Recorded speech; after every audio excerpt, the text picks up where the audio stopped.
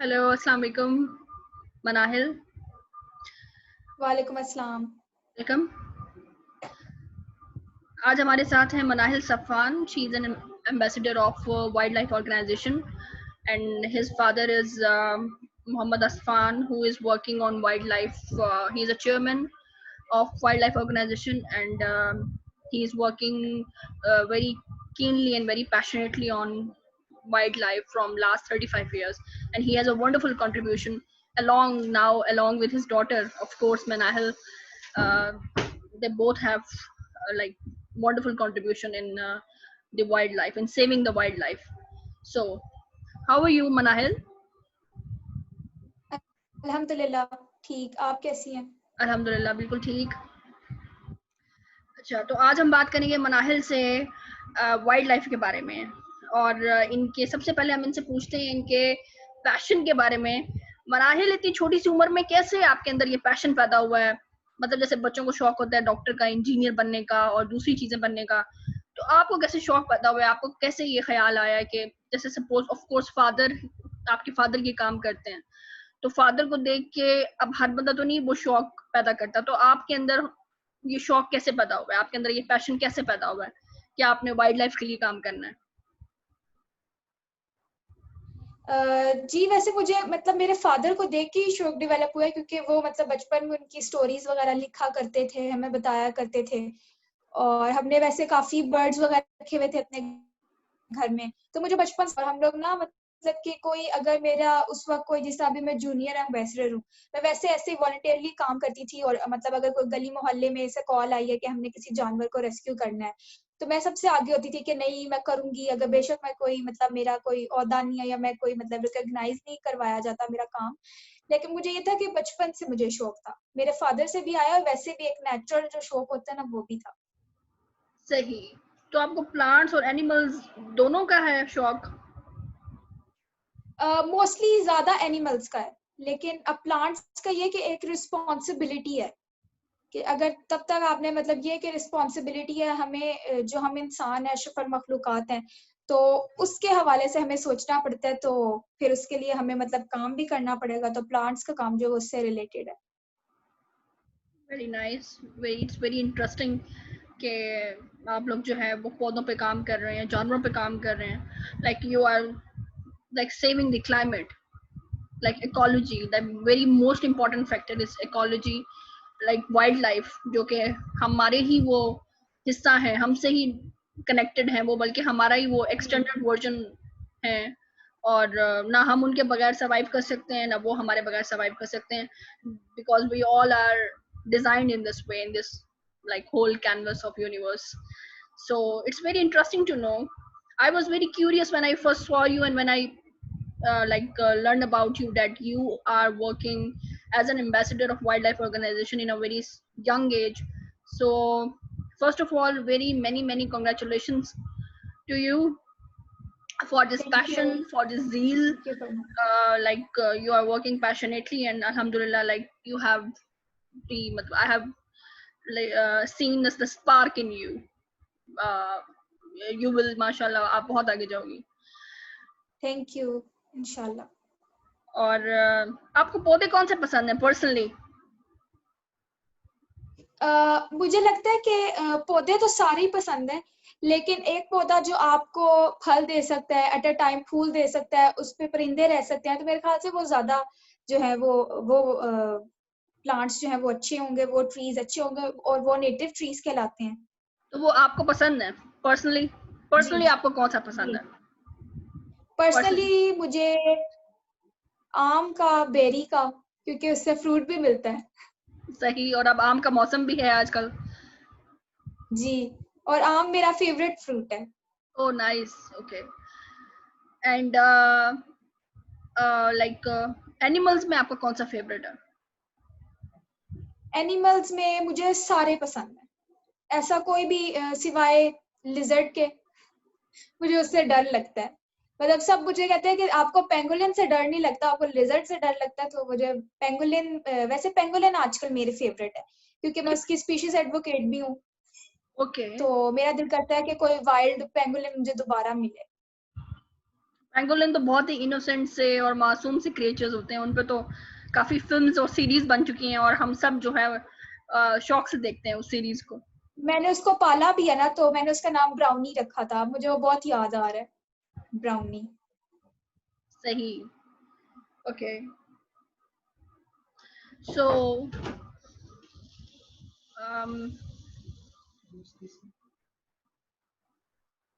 So okay, और आपकी क्या एक्टिविटीज है मनाहिल?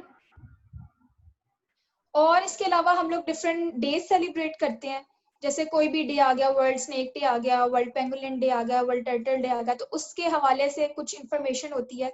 वो मेरा होता है कि मैं सोशल मीडिया एक ऐसा प्लेटफॉर्म है जिसके थ्रू मैं मतलब हमारी जो यूथ है उसको अवेयर कर सकूं। वरना अभी कोरोना है, हम लोग स्कूल्स में भी जाते हैं और गवर्नमेंट स्कूल्स में जाते हैं जहाँ पे इतनी अवेयरनेस नहीं है, तो वहाँ पे हम लोग वॉलंटरली, मैं मेरे फादर जो है वो जाके वाइल्ड लाइफ से रिलेटेड काफी जो है वो, या जितनी इन्फॉर्मेशन हम दे सके हम देते हैं। तो आपके साथ जो है वो डिफरेंट कंपेन्स, डिफरेंट ऑर्गेनाइजेशंस के लोग भी ऑफ कोर्स होते होंगे। जी होते हैं, लेकिन मैं जो हूँ वो काफी, मतलब मेरा ज्यादातर काम यही होता है, मैं इंडिविजुअली करती हूँ। पाकिस्तान वाइल्ड लाइफ फाउंडेशन के साथ में जो मेरे फादर है उसके वाइस चेयरमैन है, उसके अलावा आजकल मवीदा एक हाउसिंग स्कीम है, वो उन्होंने जो रिसेंट मेरा फंक्शन था वो उन्होंने ऑर्गेनाइज करवाया था। Oh nice. तो कैसा रहा आपका ये फंक्शन? अल्हम्दुलिल्लाह बहुत अच्छा रहा। ओके, तो आपकी बहुत ही मतलब मजे की लाइफ है, लाइक आप नए नए जो है एनिमल से इंट्रोड्यूस होती हैं, प्लांट से इंट्रोड्यूस होती हो और इस बारे में इंफॉर्मेशन लेना, अवेयरनेस देना। तो आप इंजॉय करती हो इस चीज को या थक भी जाती हो? क्या कैसे करती हो, कैसे मैनेज करती हो अपनी स्टडीज को, कैसे मुझे मैनेज करती हो? मुझे ये होता है मुझे ये होता है कि ज्यादा से ज्यादा लोगों तक ये इन्फॉर्मेशन पहुंचे और वेरी फ्री में पहुंचे, यानी कि मुझे ना टीचर बनने का बहुत शौक है। अच्छा। और मतलब कि मेरा होता है कि मैं, मतलब अभी है कोरोना खत्म हो, मैं स्कूल्स में जाऊं, मैं मतलब फ्री ऑफ कॉस्ट जो है वो बच्चों को बताऊं वाइल्ड लाइफ से रिलेटेड, मतलब कि ये वेरी इतना नाइस। वास्ट और इतना इम्पोर्टेंट टॉपिक है। और मेरे ख्याल से ये जो इम्पोर्टेंट टॉपिक्स है ना, इनको ही हाईलाइट होना चाहिए, बिल्कुल जो जी, कि बिल्कुल। अफसोस के साथ हमारे मुल्क में नहीं है। बिल्कुल नहीं है। और हमें ये अवेयरनेस भी नहीं है कि ह्यूमन बीइंग जो है वो प्लांट्स और एनिमल्स के बगैर रह ही नहीं सकता, क्योंकि जिस तरह से ये नहीं, यूनिवर्स, जिस तरह से हम मदर अर्थ यूनिवर्स के है। बगैर नहीं रह सकते, वो हमारे बगैर रह सकती है। कौन? Sorry? Mother earth. Mother earth के बगैर हम नहीं रह सकते। और हमने जो जी, हाल कर दिया लेकिन मदर अर्थ का, तो वो ऑफ कोर्स मजबूर हो गई है कि इंसान जो है वो चले जाएं और मैं ऐसे ही रह जाऊंगी। मतलब मैं अपने जी आप जी को जी बिल्कुल। दोबारा से जो है वो ग्रो कर लूंगी, लेकिन क्योंकि हमने जो हाल कर दिया मदर अर्थ का, मदर अर्थ जो है वो हमें एक गिफ्ट है, हम इस प्लेनेट पे आए हैं और इसकी एक एक चीज जी जो है जी वो हमारा ही हिस्सा है। इसकी लैंड, माउंटेन्स, पानी, ग्रीनरी, सारे प्लांट, सारे एनिमल्स, ये सब एक ये डिजाइन के एक, तहत। देखिए ये एक ब्लेसिंग है। हम इसको मदर अर्थ क्यों कहते हैं? मदर इसलिए कहते हैं क्योंकि इसने हमें माँ की तरह देखे रखा हुआ है, हर चीज प्रोवाइड की हुई है। हर चीज प्रोवाइड की लेकिन हुई है। हमने क्या किया है, एक बिगड़े हुए बच्चे की तरह, मतलब उसका सारा निजाम उल्टा पुल्टा कर दिया। वेरी नाइस मनाहिल, यू आपने बहुत अच्छा पॉइंट जो है वो रेज किया कि ये मदर अर्थ, दैट एक तो ये अर्थ मदर अर्थ है और हम जो है स्पॉइल्ड ब्रैट्स हैं हम सब इसके। बल्कि स्पॉइल भी नहीं, बल्कि अब हम वाइल्ड बन गए हैं कि हमने जो है हशर कर दिया इस जो है इस जी इतनी खूबसूरत दुनिया का। ओके, तो अब हम क्वेश्चन आंसर सेशन स्टार्ट करते हैं Manahil. Okay, almost how many and what which animals, जैसा कि हमने सुना है कि बहुत सारे एनिमल्स हैं दुनिया में, क्लाइमेट चेंज की जैसे लास्ट 5 ईयर से डिबेट हो रही है और उसमें जो है डिफरेंट इश्यूज डिस्कस किए जाते हैं डिफरेंट इंटरनेशनल प्लेटफॉर्म्स पे और नेशनल फॉर्म्स पे भी। तो पाकिस्तान हम लोग बात करेंगे विद इन द कॉन्टेक्स्ट। तो और हमने उस चीज से ही हम जो है we will stick to that context, हम उस कॉन्टेक्स्ट से बाहर नहीं निकलेंगे। तो first of all, I would like to ask about the endangered species in Pakistan, endangered animals and as well as endangered plants. तो पहले तो आप बताओ endangered animals कौन से हैं हमारे पाकिस्तान में, जिनको हम, जो कौन से इंडेंजर्ड हैं? में सबसे पहले, जी जी जी। अच्छा, इंडेंजर्ड में सबसे पहले मार्खोर आ जाता है। मार्खोर क्रिटिकल इंडेंजर्ड नहीं है, लेकिन इंडेंजर्ड है, वो भी इलीगल हंटिंग की वजह से। उसके अलावा वुल्फ और हाइना आ जाते हैं इंडेंजर्ड स्पीशीज में। इनका अपना एक लॉजिकल रोल है, ये गोट और शीप्स की पॉपुलेशन को कंट्रोल करते हैं। और अगर हम क्रिटिकल इंडेंजर्ड की बात की जाए तो इस वक्त सबसे ज्यादा जो है वो पेंगोलिन है। इसकी हंटिंग नहीं की जाती, इसकी इलीगल ट्रेडिंग और पोचिंग की जाती है, इसे चाइना भेजा जाता है पेंगोलिन की। और वो जो गोट्स और उसकी आपने कहा था कि पॉपुलेशन कंट्रोल करते हैं, वो हाइना है। जी वुल्फ और हाइना। अच्छा, वुल्फ एंड हाइना गॉड्स और शीप्स की पॉपुलेशन कंट्रोल करते हैं, मतलब उनको हंट करके, हाँ खा जी, के। मतलब उनका नहीं, मेरे कहने का मतलब है कि इंडेंजर्ड में वुल्फ और हाइना है और इनका अपना एक इकोलॉजिकल रोल है, इनकी अपनी इम्पोर्टेंस है और इनकी इम्पोर्टेंस ये है कि ये गोट और शीप्स की पॉपुलेशन को कंट्रोल कर। जी, उनको खा के, क्योंकि वो खाएंगे तो ऑब्वियसली वो जी कंट्रोल होगी।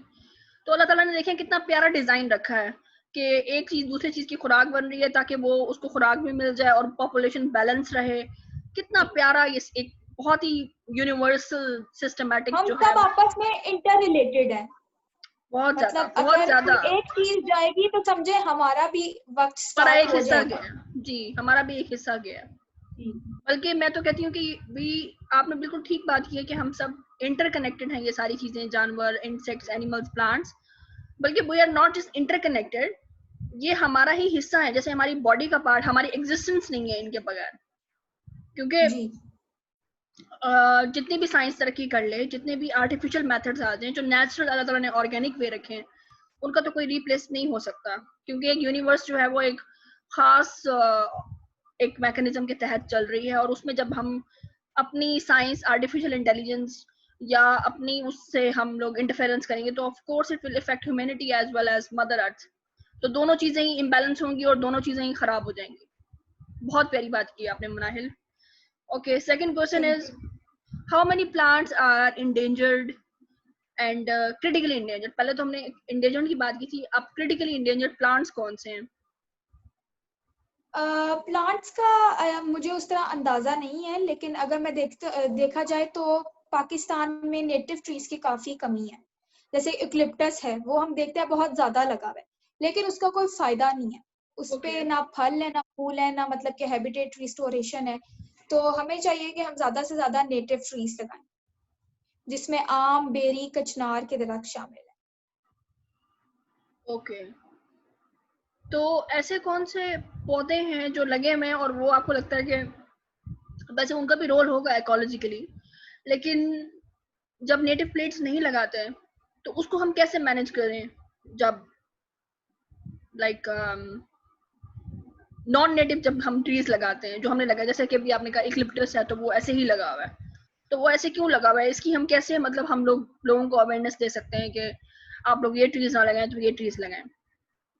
ये तो देखिए ना, हम मोटरवे पे जाते हैं, यूकलिप्टस तो काफी मतलब अरसे का लगा होगा।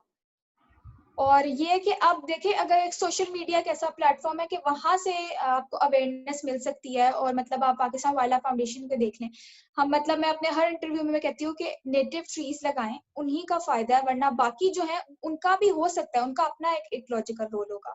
लेकिन एक चीज जिससे आपको मतलब एक से ज्यादा फायदा मिल रहा है, कई और फायदे मिल रहे हैं और पीछे कोई नुकसान भी नहीं, तो आई थिंक वो चीज ज्यादा बेटर रहेगी। एग्जैक्टली, सही।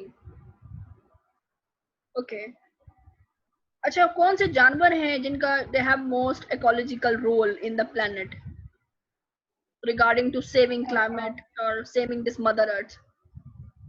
मेरे ख्याल से इवन चूंटी का भी वही रोल होगा। हर जानवर का अपना रोल है। हर जानवर का अपना इवन रोल अगर है, जी लेकिन अपना रोल है। बहुत ज्यादा अपना रोल है, और हर किसी का अपने अपना इम्पोर्टेंस है। हर चीज एक दूसरे के साथ कनेक्टेड है।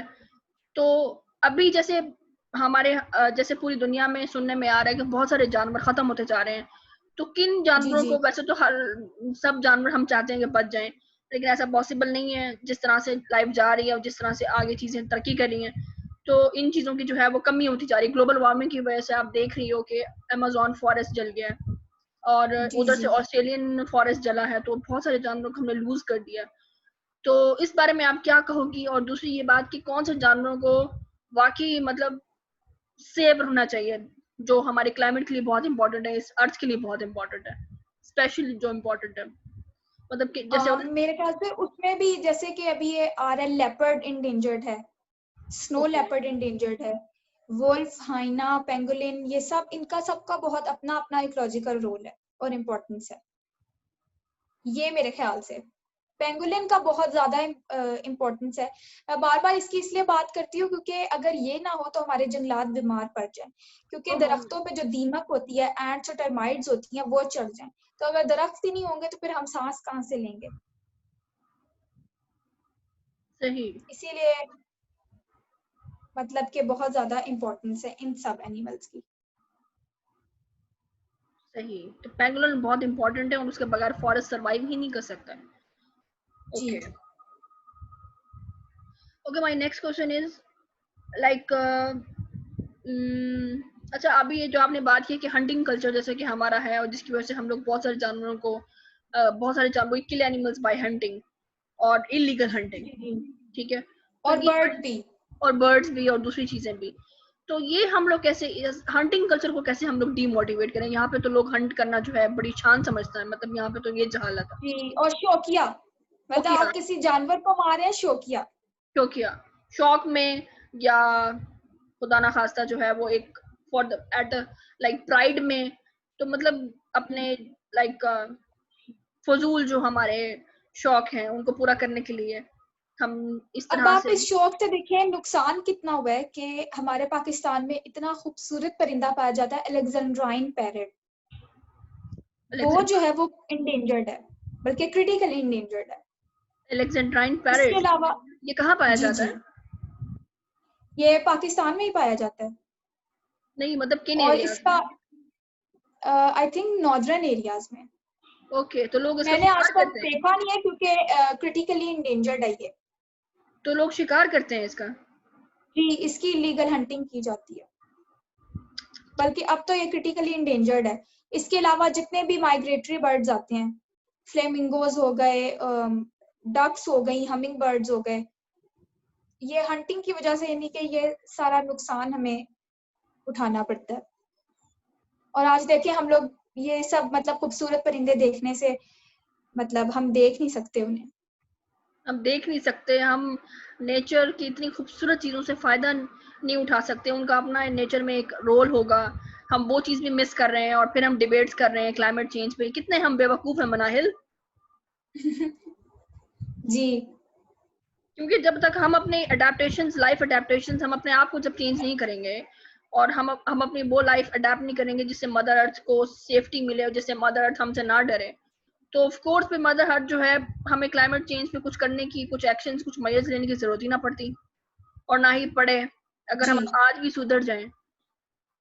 But we talk on problems and we will talking on problems and we will increasing magnifying the problems because we don't talk of solution. Solutions पे बहुत कम ही लोग बात करते हैं। पहले तो हम लोग सालों साल जो है वो एक ही मुद्दे को रगड़ी रखते हैं, ये मसला है, ये मसला है, ये मसला है, और फिर वो जो मसला है वही मसला है, मतलब हमने उसको ना सोल्यूशन ना सॉल्यूट करना है, सॉल्व करना है, ना हमने मेरा उसको। इसीलिए हमेशा जब मैं स्कूल में फंक्शन करती थी ना, एक सेशन होता था कंट्रीब्यूशन का और सॉल्यूशंस का, कि चलो मसला तो हमने मतलब आधा घंटा 1 घंटा डिस्कस कर लिया, लेकिन अब आगे उसका सॉल्यूशन क्या है। तो वो मेरा होता था कि मैं उन्हें बताऊं और कंट्रीब्यूशन एंड पे बताऊं, ताकि उन्हें याद रहे कि ये हम कंट्रीब्यूट कर सकते हैं और ये इस चीज का सॉल्यूशन है जो हमने इतनी देर बात की है कि ये हो गया वो हो गया। तो आई थिंक ये चीज ज्यादा इंपॉर्टेंट है, सॉल्यूशंस को भी हाईलाइट करें और उसको डिस्कस किया जाए। बिल्कुल, बल्कि ये जो मेरा क्वेश्चन आंसर का सेशन है वो है भी इसलिए ताकि डिटेल्स पता लगे कि क्या क्या किधर किधर क्या हो रहा है, किस वजह से हो रहा है, क्यों हो रहा है, और उसको फिर हल कैसे करें। ठीक है, जी तो जी मतलब मैं चीज़ों को इस तरह से ही लेके, बल्कि जो मेरे जो पॉडकास्ट के जो सेशंस हैं वो इसी वजह से ही हैं कि हर चीज़ जो है वो पहले उसकी हिस्ट्री थोड़ा सा, फिर जी वजूहात कि क्यों हो रही है, इसमें हमारा कितना रोल है, कितना होना चाहिए, कंट्रीब्यूशन कितना होना चाहिए, और कंट्रीब्यूशन कितना गलत है, कितना सही है, और उसके बाद हम लोग सोल्यूशन की तरफ आए, और फिर सोल्यूशन भी हम सबको पता है, बल्कि हम सोल्यूशन की तरफ भी आ जाते हैं, लेकिन हम उसको इम्प्लीमेंट नहीं करते। मेन चीज जी, ये है, प्रैक्टिकली नहीं करते। प्रैक्टिकल नहीं करते। तो वही ना, जब हम अभी जैसे like you are, I think आप 13-14 ईयर्स की होगी या फिर 15, नहीं लाइक नहीं, मैं 16 की हूँ। ओके वही मतलब you are just like teenager. तो जी एक चीज आप जहन में रखिएगा कि जब हम प्रॉब्लम्स को बहुत ज्यादा बोलते हैं, ठीक है, प्रॉब्लम को आइडेंटिफाई करना बहुत जरूरी होता है, लेकिन जब हम प्रॉब्लम को बोलते हैं बार बार जानकर कि ये प्रॉब्लम है, ओके मान जान लिया जी ये प्रॉब्लम है, लेकिन जानकर अब हम ये बोलें ये प्रॉब्लम है, ये प्रॉब्लम है, तो वो प्रॉब्लम इतनी होगी नहीं जितनी मैग्नीफाई हो जाएगी, बढ़ जाएगी, हमारे जहन में उसका वॉल्यूम बढ़ जाएगा। जब हमें पता लग गया एक चीज का ये प्रॉब्लम है, उसके बाद फिर हम सोल्यूशन की फिर हम स्टेप्स लेते हैं, पॉलिसी स्ट्रेटेजी बनाते हैं कि यार इस तरीके से हम फिर हम इस चीज को कैसे ओवरकम कर सकते हैं। और उसमें हमारा अपना ये नहीं कि हम दूसरे को देखें कि वो कितना कर रहा है, हम अपनी as an active citizenship, as an active individual हमारा कितना रोल है, चाहे इतना सा भी रोल क्यों नहीं है, इतना सा भी अगर हम उसको जी जी ऑनेस्टली कर रहे हैं तो ऑटोमेटिकली हमें देख के फिर वो दूसरे भी करना शुरू कर देंगे। इधर अब क्या हो रहा है, अब हमें मसले का भी पता है, हम लोग सॉल्यूशंस की तरफ भी आ जाते हैं, लेकिन सॉल्यूशंस के बाद फिर हम क्या करते हैं, जब इम्प्लीमेंटेशन का टाइम आता है, प्रैक्टिकलिटी का टाइम आता है, अपने अंदर झांकने का टाइम आता है कि हमने कितना कंट्रीब्यूट करना है और हमने क्या किया है अब तक, तो उस टाइम फिर हम दूसरे को देखते हैं, यार ये तो नहीं कर रहा ऐसे, वो तो नहीं, वो लोग तो नहीं कर रहे ऐसे, तो वो आप करें ना, तो आप आप कर लें। खुद इनिशिएटिव लें, खुद इनिशिएटिव लें इस बात का। मैंने बिकॉज देखा है लोग गवर्नमेंट को ब्लेम करते हैं, बहुत अच्छी तो बात की आप इंडिविजुअली करो ना। अब आप बहुत देखिए अच्छी मेरे बात पास चले ठीक है अगर एक प्लेटफॉर्म है, लेकिन शुरू से तो नहीं था। जब मैं एट द एज ऑफ 9 मेरे पास कोई प्लेटफॉर्म तो नहीं था ना, मैंने इंडिविजुअली किया। तो आप सही भी कर सकते हैं। आप यस तो आजकल सोशल मीडिया एक दुनिया है, आपके हाथ में है। दुनिया आप नेकी का काम करें, आप उसको सोशल मीडिया पर डालें, इंडिविजुअली करें। इंडिविजुअली काफी लोगों ने काम किया है। वेरी आप नाइस ग्रीटा थनबर्ग को देख लें, शी इज 17 आई गेस, वो भी यस तो इंडिविजुअली काम कर रही है जी, वो भी आप जितनी क्लाइमेट ही चेंज के है, लिए। और उसके अंदर भी जो है वो आप जैसा ही पैशन है, वो भी कहती है कि मैं दुनिया जी बदल दूंगी, और क्लाइमेट चेंज के लिए बेचारी वो बहुत बहुत कर रही है, बहुत कुछ कर रही है, और आपका भी बहुत ही बड़ा कंट्रीब्यूशन है वाइल्ड लाइफ को लेके और उसकी सेफ्टी के लिए और उसकी अवेयरनेस के लिए। वंडरफुल। Thank you. ओके अब हम आते हैं दूसरी तरफ, लाइक हम लोग बात कर रहे थे हंटिंग कल्चर को डीमोटिवेट करने की, तो ये कैसे किया जाए, आपको क्या लगता है क्या होना चाहिए जिससे हंटिंग कल्चर डीमोटिवेट हो, आहिस्ता आहिस्ता हम इसको खत्म करें, क्या करना चाहिए इसके लिए? सबसे पहले तो देखें गवर्नमेंट को चाहिए कि वो ऐसे रूल्स एंड रेगुलेशंस बनाए कि इलीगल हंटिंग ना हो पाए। ओके अगर गवर्नमेंट तो रूल भी बना दे, इलीगल जो है हंटिंग नहीं होगी, उसके बावजूद लोग जो है वो हंट करें, फिर वो तो फिर लोगों पे डिपेंड करता है। वो तो उनका, अगर उनको वो जमीर उनका गवारा करता है तो फिर वो तो कुछ भी मतलब कर सकते हैं। लेकिन अगर उनके मतलब दिमाग में थोड़ी सी ये बात हो कि इससे हमारे एनवायरनमेंट को कितना खतरा होगा, या आप किस तरह मतलब का काम कर रहे हैं, किस तरह का एक नेगेटिव इम्पैक्ट डाल रहे हैं आगे यूथ पे, तो वो तो इंडिविजुअली है। मेरे ख्याल से इंडिविजुअली काम जो होगा ना वो ज्यादा बेहतरी की तरफ जाएगा, और वो ज्यादा एक ऐसा मतलब कि वो यूथ की तरफ, जैसे मैं काम कर रही हूँ, मैं इंडिविजुअली कर रही हूँ, तो मैं जो काम कर रही हूँ उसका एक पॉजिटिव इम्पैक्ट पड़ रहा है यूथ पे या हमारी आगे आने वाली जनरेशन पे। तो मेरे ख्याल से गवर्नमेंट के बाद इंडिविजुअली जो है वो लोगों को चाहिए कि वो इस चीज का ध्यान। बिल्कुल ठीक कह रही हो आप बल्कि आपको when I did podcast with you before, so there were lots of girls and there were lots of boys of your age were asking about you from me कि ये बच्ची कहाँ है और ये किधर है और ये बहुत अच्छा काम कर रही है, हमने भी ऐसे करना है। बल्कि मेरी अपनी फैमिली की कजन्स भी जो है वो आपकी जितनी एज की, उन्होंने कहा कि हमने भी जो है वाइल्ड लाइफ में काम करना है, क्योंकि कतरे कतरे से ही दरिया बनता है। अगर हम खुद स्टेप ले लेंगे, कोई भी स्टेपिंग स्टोन लाइक जो है हम लेंगे, उस पर कदम रखेंगे, तो दूसरे लोग अप्रिशिएट करेंगे, यार इसने कदम रख दिया है और अब हमने भी जो है पीछे नहीं रहना। जी मोस्ट वेलकम। देखें ये तो बहुत अच्छी बात है और ये बहुत पॉजिटिव इम्पैक्ट पड़ा है मतलब यूथ पे। और मेरे ख्याल से कि अगर सोल्यूशन की तरफ आए तो 1 क्लास के या मतलब 5th क्लास के बच्चे के भी सिलेबस में वाइल्ड लाइफ से रिलेटेड एक अलग टॉपिक जरूर होना चाहिए। जरूर होना चाहिए। क्लाइमेट का मैं कहती हूँ कोई एक चैप्टर पूरा हो जिसमें उनको पता लगे, बल्कि पूरा एक सेक्शन हो जिसमें क्लाइमेट के हवाले से, पूरा इन्वायरमेंट के जी हवाले से, पूरा एक वाइल्ड लाइफ सिलेबस के हो ना। हवाले से एक सेक्शन हो जिसमें 4-5 चैप्टर्स हो, और उनको पता लगे कि क्या क्या है यूनिवर्स में और वो कितनी इंपॉर्टेंट है। मतलब इंडस्ट्रीज, अभी जैसे टेक्स्ट बुक्स में बच्चों की गाड़ियां हैं, जानवरों के बारे में पढ़ लेंगे, ये टाइप्स हैं, या वो साइंस के बारे में पढ़ लेंगे कि इतनी इतनी फैसिलिटीज हैं, या कार्स के बारे में पढ़ लेंगे।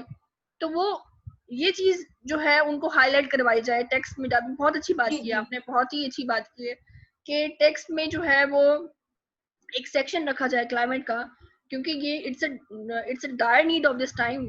क्योंकि इस पे सिर्फ खाली बात करना नहीं, इस पे हम अमल करें, और जी। बहुत जल्दी अमल करें।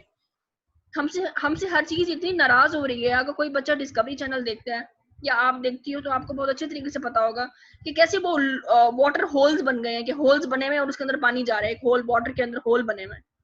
मतलब पानी, ग्लोबल वार्मिंग हो रही है। ग्लोबल वार्मिंग की वजह से शदीद नुकसान पहुंच गया है और पहुंच रहा है। और हम लोग जो अच्छा, है, इसके अलावा मैं एक और बात ऐड करना चाहूंगी। मेरे फादर की 560 से ज्यादा स्टोरीज हैं, शॉर्ट स्टोरीज, ओके फेबल्स ना। तो सही, अगर वो भी अगर सिलेबस में इंक्लूड करवा दी जाए तो वो भी सारी इन्वायरमेंट, क्लाइमेट चेंज, मतलब आज से उन्होंने बिल्कुल बिल्कुल 15-20 बिल्कुल साल पहले लिखी है, लेकिन काफी इससे रिलेट करती हैं, क्योंकि हम एक दूसरे से इंटर रिलेट करते हैं। तो वो स्टोरीज भी अगर मतलब गवर्नमेंट को चाहिए कि इस लेवल तक पहुंचाए, क्योंकि उन बिल्कुल स्टोरीज में एक एक चीज डिटेल में मौजूद है। सही। तो और एक फन, मतलब फन मतलब लेवल के फन साथ। है, मतलब थोड़ा सा बीच में थोड़ा जी, मजाक भी मतलब होगा। बच्चे इंटरेस्ट लेंगे, काफी कलरफुल सा वो उनका मतलब सारा कुछ सीन बना हुआ है, तो काफी माशाल्लाह वो खूबसूरत है। और मतलब बच्चे जो है वो एक फन के साथ उसको जो है वो अडॉप्ट भी कर लेंगे। सही। तो आफ्टर पॉडकास्ट जो है हम जो मनाहिल से उस पोइम से, वो पोइम्स जो है वो हम मनाहिल से लेंगे, और उसको हम लोग सोशल मीडिया पे भी जो है वो चलाएंगे, और उसको जो है सोशल मीडिया के जितने भी जो है प्लेटफॉर्म्स, उसमें जो है हम उसको हम डिस्कस भी करेंगे और लोगों तक पहुंचाएंगे, ताकि बच्चों के अंदर, स्पेशली हमारे अडल्ट तो नहीं समझते और हम भी नहीं समझते, हम्म। लेकिन जो बच्चों के अंदर जो उनके प्योर से माइंड्स होते हैं और उनको जो है अभी नहीं पता चीज का, जब उनके अंदर ये चीज, ये अवेयरनेस और ये रिस्पॉन्सिबिलिटी पैदा हो जाएगी कि हमने उनको हमने सेव रियलाइज करना, करवाया जाए ना। वो हमने तो सेव छोटे करना हैं, है। मतलब हाँ छोटे जी। बच्चों को रियलाइज करवाया जाए। तो उनको बहुत इजीली वो प्रोग्रामिंग हो जाएगी, और जिससे वो जो है बात करने की बजाय या डिबेट करने की बजाय वो प्रैक्टिकली उस चीज पे अमल करते हुए दिखाई देंगे अपनी लाइफ में। ये बहुत आपने अच्छी बात की है। इंशाल्लाह। पॉडकास्ट, आफ्टर पॉडकास्ट हम इस चीज पे बात करेंगे। ओके, नाउ थोड़ा सा क्लाइमेट पे बात करते हैं। ये जो भी हमने जो है क्लाइमेट के हवाले से बात कर ली है, तो अभी आप क्या कहती हो कि इन कम्बैटिंग क्लाइमेट इश्यूज पाकिस्तान के कॉन्टेक्स्ट में what steps should be taken practically? जैसे कि इसमें ये स्टेप भी आ गया कि एक तो टेक्स्ट बुक में जो है ऐड करवाया जाए चीज़ों को, ताकि बच्चे जो है वो स्टेप बाय स्टेप हर चीज़ को देखेंगे। वेदर और चीज़ है, क्लाइमेट चेंज और चीज़ है, एक एक चीज़ का डिफरेंस समझें, और किस कैसे चीज़, किन चीज़ों से कैसे ये चीज़ें कनेक्टेड हैं, वो लोग वो चीज़ समझें और उसको सेव करें। और दूसरी ये चीज़, जैसे कि आपने कहा कि आपके बाबा ने काफ़ी स्टोरीज लिखी हैं, तो उसको भी हम ऐड करवा देंगे, उसके बारे में भी अवेयरनेस करें। जी।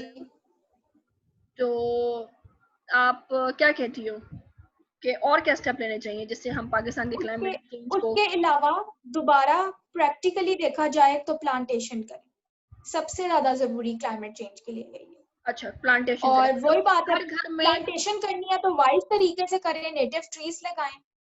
और नॉट जस्ट सिटी, इसके नॉट जस्ट अलावा सिटी, घरों गवर्नमेंट में भी कुछ लगाएं, घरों में भी लगाएं, घरों में भी। मतलब हर बंदा अगर अपने घर में जी जी, प्लांटेशन करेगा, घरों में भी। प्लांटेशन करेगा।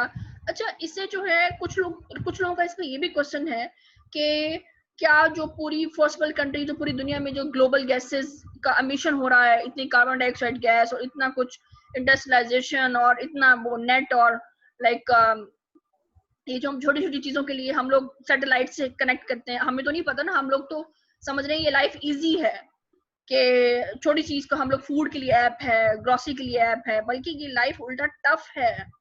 हम लोग एक चीज को मंगवाने के लिए पता नहीं कितने सैटेलाइट्स के साथ हमारा उस वाइब्स लाइक उसकी फ्रीक्वेंसी मैच होती है, और फिर वो जाके मतलब इतनी ज्यादा रेडिएशंस प्रोड्यूस होती हैं एटमॉस्फेयर में, और हम लोग ये समझ रहे होते हैं कि नहीं जी, हमने ऐप का एक बटन दबाया तो ये बंदा जी हाजिर हो गया हमारी ये चीज़ लेके या हमारा ऑर्डर लेने के लिए। वो इतना ईज़ी नहीं है, बल्कि बहुत ज़्यादा नुकसानदेह है कि हम लोग छोटी सी चीज़ के लिए, जो कि हम जाकर खुद ले आए ग्रोसरी से जाके, खुद मार्केट में से जाके, इससे हमारा लाइक इट्स अ क्रिएटिविटी। जब हम ग्रोसरी खरीदते हैं हमारा माइंड भी अच्छा फ्रेश हो जाता है। हम लोग जाते हैं तो इससे अच्छा सैर भी हो जाती है, वॉक भी हो जाती है, और हमें पता है कि हमने कौन सी क्वालिटी की चीज़ लेनी है, और हमने अपने किचन के लिए कौन सी क्वालिटी लेके आनी है। तो इससे जो है हमारा कनेक्शन बनता है एक, लाइक फूड के साथ, ग्रोसरी के साथ, अपने किचन के साथ। अब देखिए हम लोग हर चीज़ से दूर होते जा रहे हैं। सोशल भी एक मतलब हम समझ रहे हैं कि हर चीज़ हमारे नज़दीक है, हमारे हाथ में है, जबकि वो हमारे हाथ में नहीं है। वो हमें लग रहा है कि हमारे हाथ में है, लेकिन हम लोग हर चीज़ से दूर होते जा रहे हैं। हमें ग्रोसरी भी कोई और ला के देगा, उसको क्या पता, हम उसे बताएं भी सही तो वो हम जिस प्यार से, जिस जी तवज्जो जी से सारे फैमिली मेंबर्स को मद्देनजर माइंड में रख के चीज़ें लेते हैं, वो तो उस अटेंशन और उस प्यार और उस सिंसेरिटी से नहीं लेकर आएगा। लाइक चीज़ों के पीछे वाइब्रेशंस होती हैं, लोग एनर्जी को नहीं समझते। वो जी कस्टमर जी एज अ बिल्कुल। एज अ हमारा सोशल रिलेशन ही खत्म हो रहा है फिर। जी, हमारा सोशल रिलेशन, हमारा हर चीज़ के साथ रिलेशन, बिल्कुल हम लोग एक आइसोलेटेड स्टेट में जा रहे हैं। और हम not just not just in this quarantine, हम लोगों की लाइफ बल्कि आइसोलेटेड में जा रही है, जहाँ पे हम लोग जो है वो किसी से हमारा इंटरेक्शन नहीं होगा, और हम लोग जो है वो एक मैन्युफैक्चर सी चीज़ बन जाएंगे एज अ ह्यूमन बीइंग, जो कि बहुत ही नुकसान, जो लोग इस चीज़ को नहीं समझ रहे वो ऑब्वियसली नुकसान की तरफ जाएंगे। जैसे कि अभी भी लोग अंधाधुंध सेलफोन यूज़ करते हैं और पता नहीं क्या क्या यूज़ करते हैं, उनसे उनकी आईसाइट वीक होती है, जी माइंड पे बुरा इफेक्ट पड़ता है, उनकी बॉडी, ये जो आजकल बीमारियां, कैंसर, हर बंदे को कैंसर है, तो इसी रेस से ही होती है ना वो, इसी रेस से, मोबाइल रेस से, क्या कहते मोबाइल हैं, की रेस जी। मोबाइल की रेस से, लैपटॉप की रेस से, वो जितनी भी ये जो टेक्नोलॉजी है उसकी रेस हमारी बॉडी के लिए, हमारे माइंड के लिए एक हद तक ठीक है, नॉर्मल है, लेकिन अननेसेसरी और अनयूजफुल जिस तरह से हम करते हैं, हाँ ज्यादा आंखों पे बहुत इफेक्ट पड़ता है, काफी लोग मतलब ब्लाइंड हो रहे हैं। ब्लाइंड हो रहे हैं। सही। तो हमें जो है वो इस चीज़ का ख्याल रखना चाहिए, हमें टेक्नोलॉजी का भी बहुत कम इस्तेमाल करना चाहिए, ज़रूरत से जी ज़्यादा जी इस्तेमाल नहीं करना चाहिए। तो इससे भी, यह भी बहुत बड़ी रीज़न है, इट्स ये भी नहीं बल्कि यही बहुत बड़ी रीज़न है क्लाइमेट चेंज, क्लाइमेट को बेशक डिस्ट्रॉय जी। करने में। ओके। और प्लास्टिक का हम लोग कम यूज़ करें। प्लास्टिक का यूज बहुत करते हैं और हमें ये एहसास भी नहीं है कि प्लास्टिक से मतलब कि बहुत नुकसान हो रहा है। सही। इवन हम देखते हैं ना कि चलो प्लास्टिक से लैंड पोल्यूशन की हद तक मतलब हम ये मतलब प्लास्टिक जो है ना उससे बहुत नुकसान हो रहा है, उससे हर तरह की पोल्यूशन हो रही है, इवन वाटर पोल्यूशन भी। जब परिंदे माइग्रेट करके पानी पीने आते हैं तो वो उनके गले में जो प्लास्टिक के फाइबर्स होते हैं वो लग जाते हैं, जिसकी वजह से हजारों परिंदे मर जाते हैं। तो हमें मतलब ये एहसास नहीं हो रहा कि प्लास्टिक की वजह से कितना हमें नुकसान उठाना पड़ रहा है। सही। तो प्लास्टिक का जो है वो हमें इस्तेमाल नहीं करना चाहिए, हमें टेक्नोलॉजी का ज़्यादा इस्तेमाल नहीं करना चाहिए। और दूसरा ये कि हमें जो है इन चीज़ों से इंडस्ट्रीज को अपग्रेड करना चाहिए, गवर्नमेंट को, वो गवर्नमेंट लेवल का काम है, इंडस्ट्रीज को अपग्रेड करें। अपग्रेड किस तरह से करें। ये तो अब उन्हीं को पता होगा, कि गवर्नमेंट को। मतलब जो एक ऑर्गेनिक और सस्टेनेबल वेज लेकर आए हैं इंडस्ट्रीज में, जी जी मतलब जी वो जो एक इनऑर्गेनिक और एक आर्टिफिशियल वेज जिससे हमने माहौल खराब कर दिया है, जी वो जो है उससे हट के हम लोग ऑर्गेनिक कल्चर स्टार्ट करें। Thank you. हम जी इसी ऑर्गेनिक बात पे ये वेज। आज का सेशन खत्म करते हैं। Wonderful and lovely talking to you Manahil. Thank you so much आपका, और थैंक यू सो मच कि अगर आप मतलब ये आप इस चीज को हाईलाइट करती हैं कि हमें प्रैक्टिकली जो है वो काम करना चाहिए। ठीक, बिल्कुल ठीक, आप सही कह रही हैं। ओके, इसके बाद हम थैंक फिर यू। दोबारा हम बात करेंगे इन चीज़ों पे, और एक नए इशू के साथ हम दोबारा आपसे जो है वो डिस्कस करेंगे और आपसे जो है सॉल्यूशंस लेंगे। जी thank you. Thank you so much. Thank you. अल्लाह हाफिज। अल्लाह हाफिज। अल्लाह हाफिज।